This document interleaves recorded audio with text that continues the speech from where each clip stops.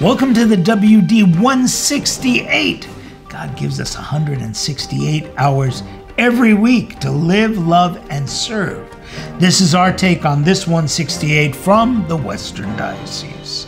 Well, the news that's not going away is COVID, and neither are the calls and warnings for caution and preventative measures, namely the vaccine.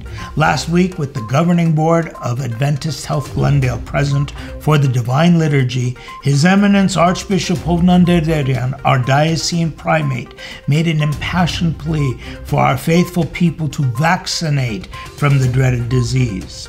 It is the single most means towards prevention. And we take this opportunity to remind you, our listeners, that our churches have all reopened, but always check with your local parish regarding COVID protocols and observe them. Also this past week, our primate made a more aggressive plea for assistance to the Armenians of Lebanon. During the course of history, said the primate, there are times that demand us to extend our hands to our brothers and sisters to the full extent of our faith. And now is the time for the Lebanese Armenians, who are living their most difficult days, being deprived of the most basic living conditions. You may make a donation to the Western Diocese, and in the memo, note, my prayer for Lebanese Armenians.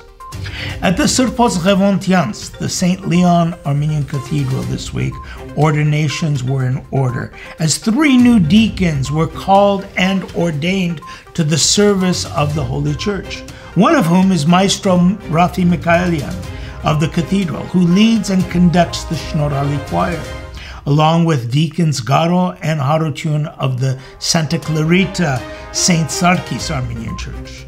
Parish priest Father Zaven Markosian and Father Khajak Shahbazian served as the sponsors of the deacons and presented the candidates to the primate, while Father Manuk Markarian celebrated the Holy Badarak.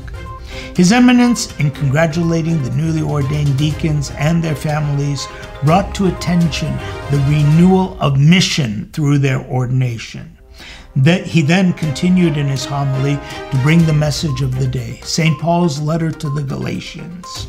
Now you can watch the entire ordination and hear the primate's message on our Facebook page. With summer winding down, schools are opening up, and schools that are so important to the lifeblood of our diocese, the Sunday schools for Christian education and the Armenian language schools, have been diligently preparing for the coming school year. Over 130 educators from our Sunday school, from our Saturday school programs participated in the different and combined training sessions over the past week, reviewing the new and revising the previous curriculums and coordinating efforts for a safe return to the classroom. The primate is adamant about these teacher training programs to keep educators current in the methods and practices. Now, all of our churches throughout the diocese operate Saturday and Sunday schools for our youth. It's as easy as making a phone call or checking on your parish's webpage to find out times and schedules. It's part of the continuing education program of the Western Diocese that is so vital to all generations, for all generations. Yes, for the young, our Sunday and Saturday school programs are second to none. And for adults, there are several adult education programs offered by our parishes. Take advantage of what's out there in your area, and even not in your area during these post-pandemic times, you'll find classes available by Zoom sessions as well. Now I have an important date for you to mark on your calendar, September 12th. That's coming up in a couple weeks. The central hub of the diocesan wheel is the Sirpos Remontians St. Leon Armenian Cathedral.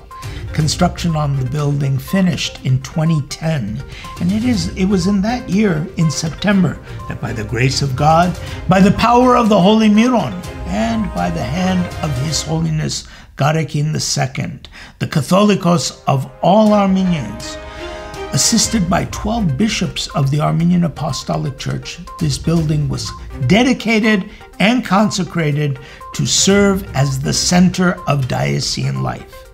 His Eminence Archbishop Hovnan has designated September 12th as the day of celebration commemorating the anniversary of this historic event.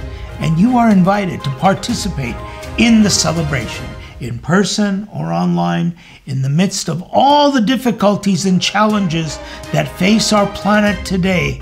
This is one place where we can lift up the chalice of hope and point to better days ahead. Please mark your calendars and watch for details in the coming weeks. Well, that wraps it up for this week's news. I look forward to seeing you in church, online, and again next week as we look at that 168 from the Western Diocese. Father Vazken Movsesian.